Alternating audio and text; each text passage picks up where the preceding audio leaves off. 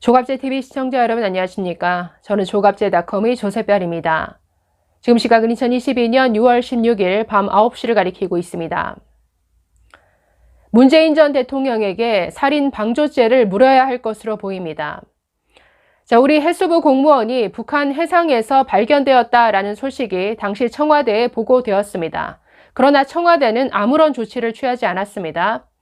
약 3시간 후에 공무원 A씨는 북한군 총격에 의해 사살되었습니다. 그리고 그 시신은 불태워졌습니다. 자, 이 사건에 대한 첩보가 그날 밤에 청와대에 또 보고가 됐습니다.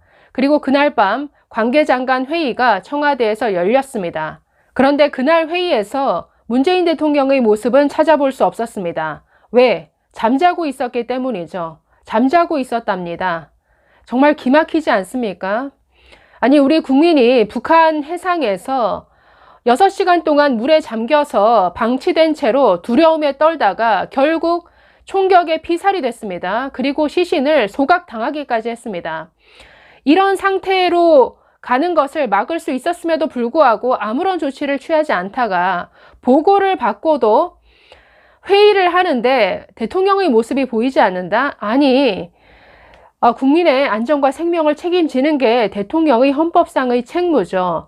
완전히 자신의 책무를 망각하고 꿈나라에 가 있었던 문재인 대통령, 유족들이 살인 방조죄로 고소하겠다, 지금 이렇게 나오고 있는데 충분히 고소하고도 남을 일이죠. 오늘 이 사건을 살펴보면서 정말 여기저기서 분노할 수밖에 없었는데, 자, 당시 있었던 일을 시간 순서별로 한번 다시 체크해 보도록 하겠습니다.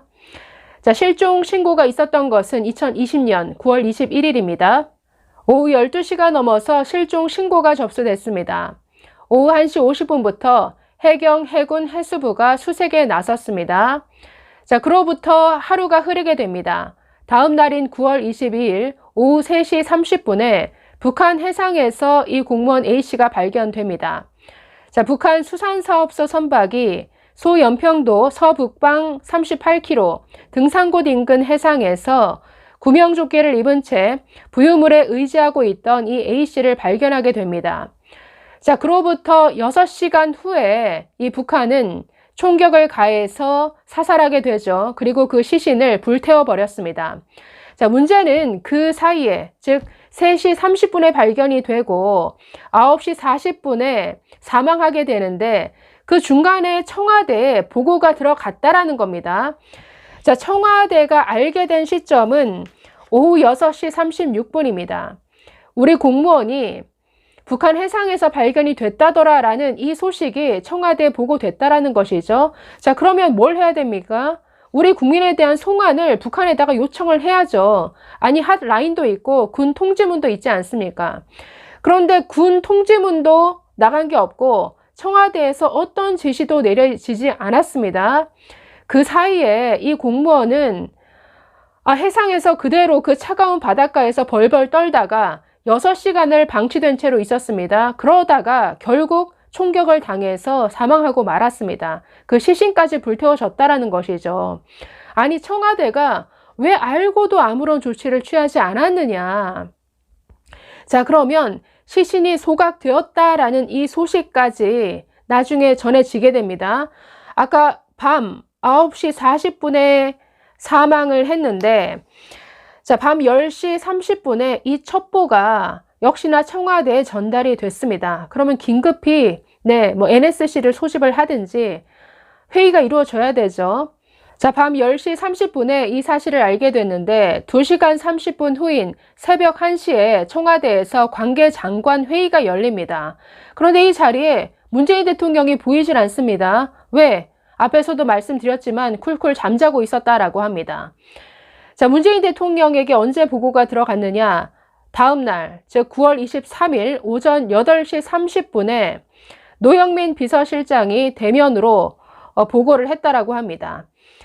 자, 그런데 9월 23일에 그러면 문재인 대통령은 뭘 했느냐?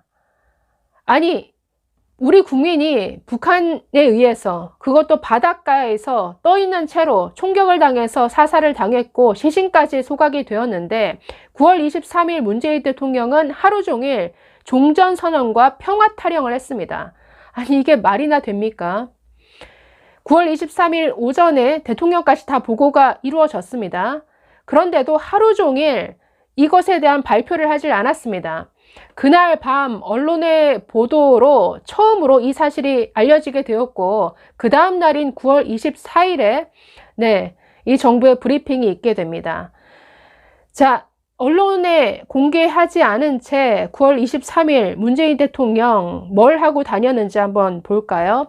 9월 23일 오전 1시 26분부터 1시 42분까지 사전에 녹화한 문재인 대통령의 화상 연설이 제75차 유엔 총회에서 상영이 됐습니다.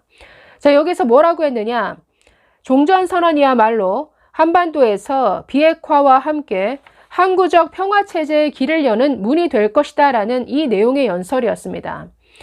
아니, 북한군의 만행에 의해서 우리 국민이 희생되었다라는 이 첩보가 전해진 이후에 지금 이 연설이 상영이 됐다라는 것이죠. 아니, 문재인 대통령이야 그 시간에 쿨쿨 자고 있었다 하더라도 지금 장관들이 모여서 회의를 했는데 이런 만행이 이루어진 직후에 평화 타령을 하는 이런 연설을 내보낼 수 있습니까? 자, 이뿐 아니라 그 아침이 되어서 오전에 문 전 대통령은 청와대에서 열린 군 장성 진급 및 보직 신고식에서 또 이렇게 말합니다. 평화의 시대는 일직선으로 곧장 나 있는 길이 아니다. 진전이 있다가 때로는 후퇴도 있고 때로는 멈추기도 하고 때로는 길이 막힌 것처럼 보이기도 한다라고 하면서 평화를 또 강조했습니다. 아니, 북한군이 우리 국민들을 쏴 죽이고 시신까지 불태웠는데 하루 종일 종전선언에 평화 타령을 했습니다. 그리고 하루 동안 이 사실을 숨겼습니다. 언론에 공개하지 않았습니다. 그러고 나서 그날 밤에 최초 언론 보도가 있었고 다음 날인 9월 24일에 이 사건에 대해서 공개를 했습니다. 자, 하루가 지난 9월 24일 문재인은 서훈 당시 국가안보실장에게 NSC를 소집하라고 지시를 했습니다. 자, 그런데 청와대에서 NSC 회의가 열리는 동안 문재인은 또 뭘 했느냐? 디지털 뉴딜 문화 콘텐츠 산업 전략 보고회에 참석을 해서 아카펠라 공연 등을 관람을 했습니다. 지금 이런 만행을 겪고 규탄에도 모자랄 판에 지금 이런 공연을 관람하고 있으면서 이게 대통령으로서 이게 정말 할 일입니까?